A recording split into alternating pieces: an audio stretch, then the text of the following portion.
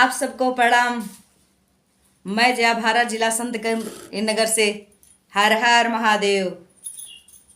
मैं आप लोगों से कहना चाहती हूँ कि सावन का महीना चल रहा है। आज 13 है, अंधेरिया पाक का सावन का 13।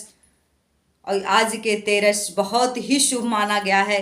आपने देखा भी है, पूरे देश में हमारे श्रद्धालु भक्तगण जहाँ भी भोले बाबा का स्थान है, देव स्थान है, सभी लोग जल चढ़ा रहे हैं, दूध चढ़ा रहे हैं, बेलपत्र चढ़ा रहे हैं, धतूरा चढ़ा रहे हैं, नीम का पत्र चढ़ा रहे हैं, बैर का पत्र चढ़ा रहे हैं, पीपल का पत्र चढ़ा रहे हैं। ऐसा क्यों कर रहे हैं? इसलिए क्योंकि जिसकी मनोकामना, किसी की मनोकामना है नौकरी लेने के लिए, किसी की मनोकामना है शादी के, किसी की मतलब सब अपनी मनोकामना लेकर के, मन में तमन्ना लेकर के भोलेनाथ बाबा का कई कई कोस चढ़ करके और पैदल चल करके लोग अभिषेक कर रहे हैं, उनका पूजा अर्चन कर रहे हैं। जलाभिषेक कर रहा है, कोई दूध से अभिषेक कर रहा है, कोई बेलपत्र से अभिषेक कर रहा है, कोई नीम के पत्र से गौरा मैया को खुश करने के लिए कर रहा है, कोई बैर के पत्र से, कोई गेड़ी काट करके तमाम तरह तरह का पूजन हो रहा है। भोले बाबा सावन महीने में उनका पूर्ण रूप से लोग पूजा कर रहे हैं।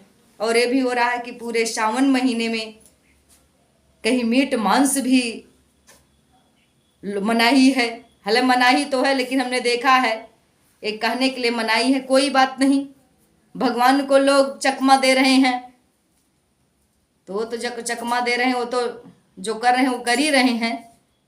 लेकिन जो लोग महीने भर खा नहीं रहे हैं और साल भर खाते हैं, वो तो और भगवान को बेवकूफ़ बनाते हैं। भगवान का तो हर दिन है, दिन है।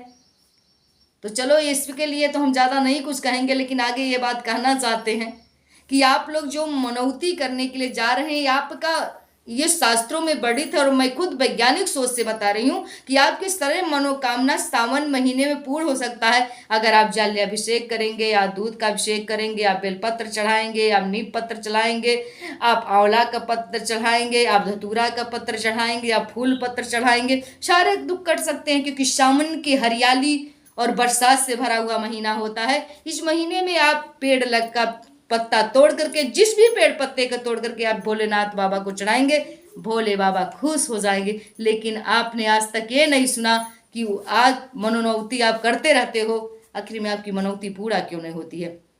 क्योंकि आप अधूरा ज्ञान लिए हो। मैं आपको जनहित में जारी ये सूचना बताना चाहूंगी और शास्त्रों से पढ़ करके, वैज्ञानिक शोध करके बताऊंगी 100% सही कि आपका तब मनोकामना पूर्ण होगा। आप उस बेल पत्र को चढ़ाइए जिस बेल को आपने खुद अपने हाथ से लगाया है। उस नीम को पत्ते को चढ़ाइए जिस नीम को आपने खुद लगाया है।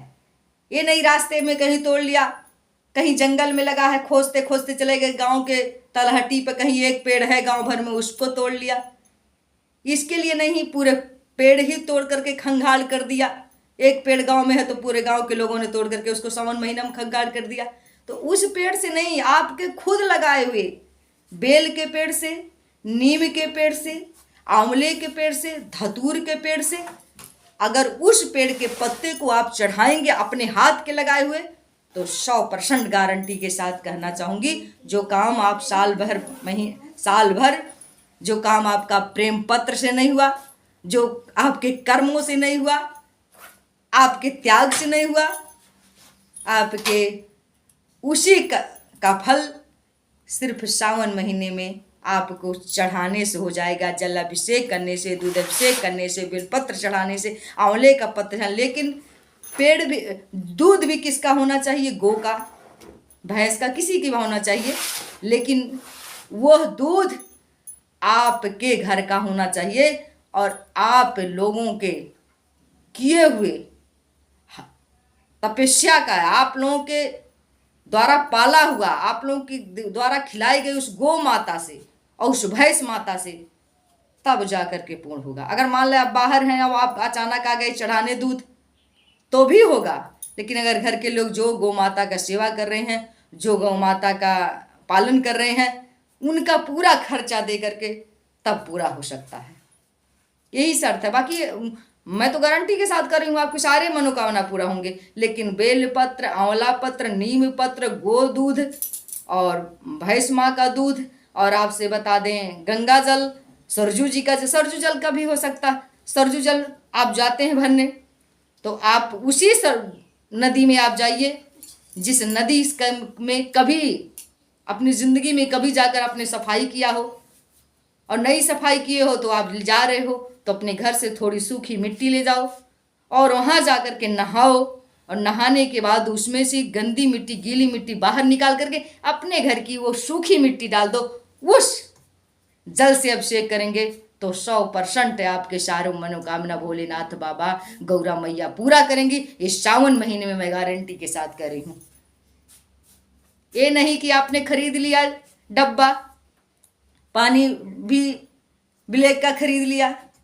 ये नहीं कि आपने रास्ते में चलते हुए खरीद करके बेलपत्र चढ़ा दिया, नीम पत्र चढ़ा दिया, आंवला पत्र चढ़ा दिया और कह दिया कि मनौती पूरा हो जाएगा। तो भगवान के यहाँ खरीदारी नहीं, अपने कर्मों से जो आप करेंगे उसी का जा करके भगवान के चरण में अर्पित करेंगे तो 100% की गारंटी है सारी मनौती पूरी हो जाएगी। लेकिन शर्त यही है कि वो बेलपत्र आपके हाथ का होना चाहिए, आपके हाथ का लगाया हुआ पेड़ होना चाहिए। वो नीम का पत्ता, माँ गौरा भी खुश हो जाएंगी आप चढ़ाएंगे तो आपके हाथ का होना चाहिए। वो जो फूल लेकर के जाते हैं अड़हुल का, गेना का और इस समय कंडैल का, ये भी आपके हाथ का लगा, आपका ना हो जरूर नहीं है, घर में 100 परिवार सब घर का किसी भी व्यक्ति का लगाया हुआ हो।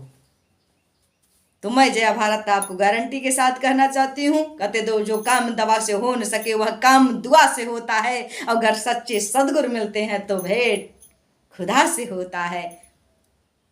तो तपस्या में वो ताकत है, लेकिन तपस्या के कुछ शर्त होता है और उस शर्त को मान करके अगर प्रभु के चरणों में अर्पित करोगे तो 100% की आपकी मनोकामना पूरी होगी।